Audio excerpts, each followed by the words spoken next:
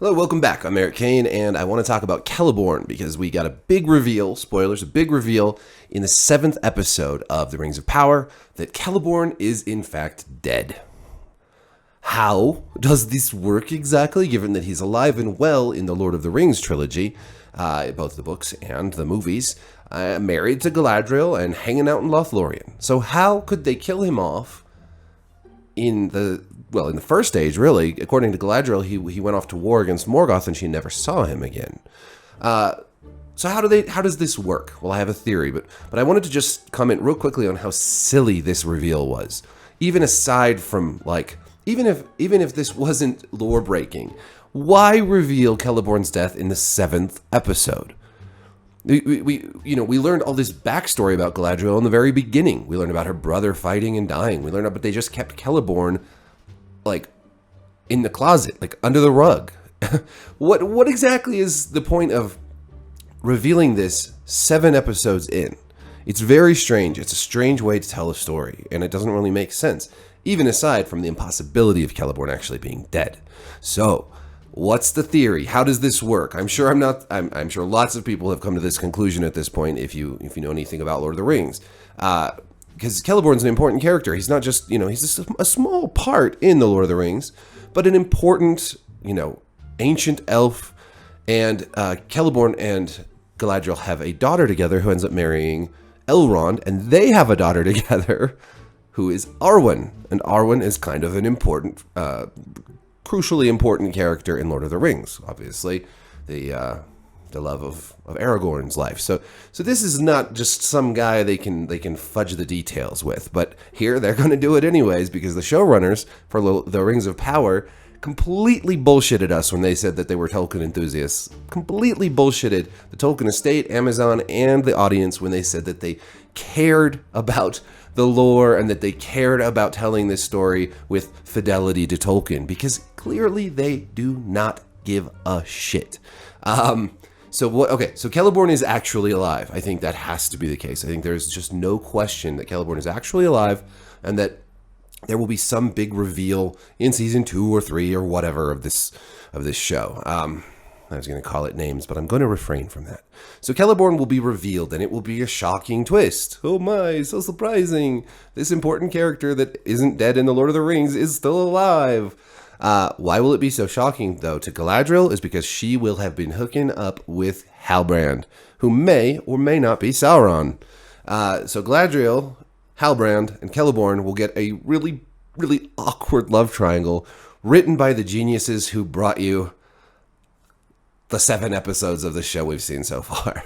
Well, I was going to say the geniuses who brought you the title card revealing Mordor.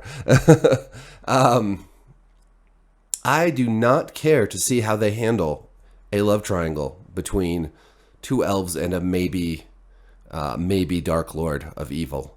But there's just nothing else that makes sense with this. I cannot see how they do really any other story here. I mean, Celeborn has to come back, and the only reason to get rid of him in the first place is to make Galadriel single, right? Now she can do this. She can hook up with Halbrand without seeming like she's cheating on her husband, which would just never fly in this story, right?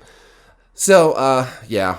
I mean, honestly, cool if you like this show, but between just all the god-awful writing, the changes to the source material, the blatant disregard for the source material, it's not just, I had lots of criticisms of Peter Jackson's Lord of the Rings trilogy. I think many Tolkien fans did, but the criticisms were like, I don't like that casting choice, or I don't really care for the fact that they cut this important scene, like the scouring of the Shire, or there was too many endings in The Return of the King. There's lots of things you can complain about, but he at least tried. Jackson tried to remain as faithful as possible to the story, and that's clearly never going to be possible in a movie adaptation of a long fantasy novel. But he tried, and I don't feel like they're even trying at this point. They're making lots of little nods to the films. There's lots of little Easter eggs and nuggets to the film, but there's no real attempt to say, we're going to try to be true to Tolkien. And a lot of the fans of the show will be like, "Oh, you're just hating. You don't like the changes to the lore." And it's like, well, you know what? If you're going to change all this stuff, if you're going to throw the source material on the fire, at least make it entertaining. And so far, it's neither true to the source. There's no fidelity to the source material, to Tolkien or his themes, and it's also boring. It's one of those. It's a show that manages to move forward huge time jumps and teleportation, and it rushes the plot forward to war, and yet it feels slow, and they don't develop any of the characters in interesting or meaningful ways. So then you add something like this, which is just this like out of left field Celeborn reveal in the 7th episode. It just doesn't make sense. And it sets us up for some weird story choices going forward. So lots to look forward to. And we only have one more episode. I'm kind of sad because I'm enjoying making these videos. And I'll have to wait a while for season 2 to come out. So I'm also sad. I've been watching the Gandalf roasts videos. They're so funny. I'm actually looking forward to them more than I'm looking forward to the show at this point. So check those out if you get a chance. It's Charlie Hopkinson, I think is his name. Yeah, Charlie Hopkinson. He's an impressionist, and he does deep fake faces of Gandalf and Elrond and stuff, and has some very witty, very funny commentary roasting the show. So anyways, all right, peace.